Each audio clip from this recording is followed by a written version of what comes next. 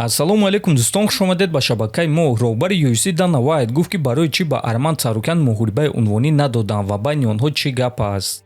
Арман ҳоло ҳам дар UFC баромад мекунад ва медонед ман чӣ кор накардам. Ман ӯро аз UFC нарондум, бо ӯ хайрухуш накардем, дар ҳоле ки ин корро карда метонистум. Барои ҳамин байни мо бадбинӣ ва муноқиша нест. Арман мард аст ва ӯ худаш медонад ки чӣ кор рух дод, дар пушти парда чӣ кор шуд. Ӯ ин чизро медонад ва мо ҳамаамон ин чизро медонем. Ман ягон вақт ин чизро дар назди ҳама намегум, чунки шумо журналистҳо ба монанди кампирон ҳамаи чизро истифода мебаред. Ҳама чизҳое ки баҳс ва таваҷҷӯҳ ҷамъ карда метавонад. Дар ин тиҷорат бисёр корҳо рух медиҳад, аммо мо ин чизҳоро байни худ ҳал мекунем. Ҳамаи кор ана ҳамин гуна аст ва Арман ин чизро медонад, гуфтааст Вайт. Ва дӯстон, дар ҳақиқат Арман Царукян ягон сухан нисбати ташкилот нагуфт вақте ки онҳо муҳориба байни Геҷи ва Пимбледро барои камарбанди муваққатӣ таъин карданд. Ҳама намуд дороҳои гиёҳӣ бо сифати баланд, нархҳои дастрас ва дастафка ба ҳама шаҳрҳо аз ширкати Шифофармо, дороҳои гиёҳӣ барои хароб ва фарбеҳшавӣ, барои қавӣ кардани саломатӣ, витаминҳо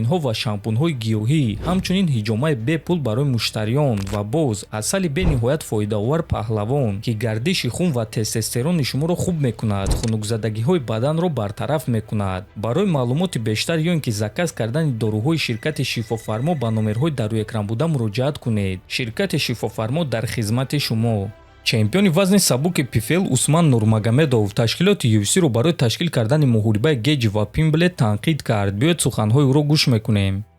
бисёри одамон фикр мекунанд ки ҳатто агар ки ту рекорди 25-0, 26-0 дошта бошӣ, лекин дар UFC баромад накунӣ, ин чиз кофӣ нест. UFC ин ташкилоте ҳаст ки беҳтарин аз беҳтаринҳо зидди якдигар меҷанганд ва ман маҳз аз ҷиҳати варзиширо дар назар дорам, на аз ҷиҳати машҳур будан. Лекин ҳозир дар UFC низ корҳои шавқовар рух дода истодааст. Масалан, Арман Царукян, ӯ довталаби рақами 1 аст. Аилия Топурия бошад, бо ҳамсари худ проблема дорад ва ӯ гуфт ки ман бояд мушкилиҳои оилавии худро ҳал кунам ва аз ҷангҳо рафт. Акнун ташкилот муҳориба барои камарбанди муваққатӣ байни Ҷейсон Геҷи ва Пэдди Пимблед ташкил карданд, ки се рақиби охирони Пэдди ба муҳориба зидди ӯ баъди мағлубият баромада буданд, гуфтааст Усман. Чӣ гуна ки мебинем дӯстон, Усман Нурмагомедов мегӯяд ки пеш дар UFC беҳтарин ҷангварон зидди якдигар меҷангиданд. Ҳозир бошад UFC тағйир ёфтааст ва ба ҷои довталаби асосӣ имкониятро ба ҷангварони машҳур медиҳанд. Шумо бо ин суханҳои Усман розӣ ҳастед ё не? Метавонед фикрҳои худро нависед. Мо боше мегузарем ба дигар хабар.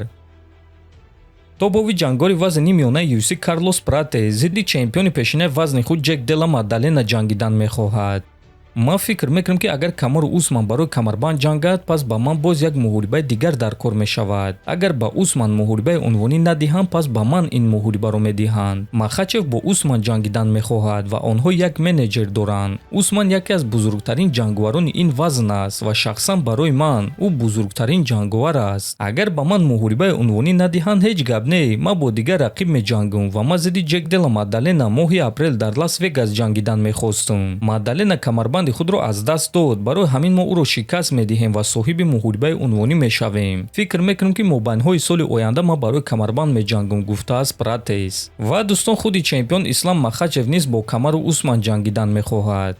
Ман дар интервю гуфтам ки бо Усман ҷангидан мехоҳам, лекин чӣ гуна ки мебинам медиа ба ин муҳориба боварӣ надоранд. Ба фикри шахсӣ ман Усман ҳамаи ин ҷангварони наве ки ҳозир пайдо шуданд, Моралес, Пратес, ҳамаи онҳоро шикаст медиҳад. Ин ҷангварон ҳоло санҷиш гузаштагӣ нестанд. Барои ҳамин ман фикр мекунам ки Усман аз ҳама муҳорибаи вазнин барои ман мешуд. Ҳамчунин аз ҷиҳати хайб ӯ чемпиони пешина аст ва аз ҳама зиёд ҳимояи камарбанд дар вазни ман дорад ва мо ин муҳорибаро хуб пеш бурда муҳорибаи зебо нишон дода метонем. Хоакин Бакли яке аз довталабон буд ва Усман ӯро ба осонӣ зад ва одамон Баклиро фаромӯш карданд. Лекин агар ки ӯ ғолиб мешуд, пас 100% ӯ довталаби рақами 1 мешуд. Дар вазни ман вариантҳо зиёданд. Ҳозир вазни ман аз сари нав зинда шуд. Аз ҳамин сабаб мебинем ки чӣ гап мешавад. Барои ман фарқ надорад. Ба наздикии UFC ба ман рақибро пешниҳод мекунанд ва ман ба онҳо гуфтам ки барои ман фарқ надорад, гуфтааст Махачев. Ва дӯстон, дар ҳақиқат пеш аз муҳорибаи Бакли зидди Усман ҳама мегуфтанд ки агар Бакли ғолиб шавад, пас довталаби рақами 1 мешавад, лекин Камару ӯро манъ карда тавонист. Ба фикри шумо дӯстон, Усман арзандаи муҳорибаи унвонӣ ҳаст ё не? Метавонед фикрҳои худро нависед. ҳатман дар YouTube канали мо обуна шавед. То боздид, хонободу сарбаланд бошед.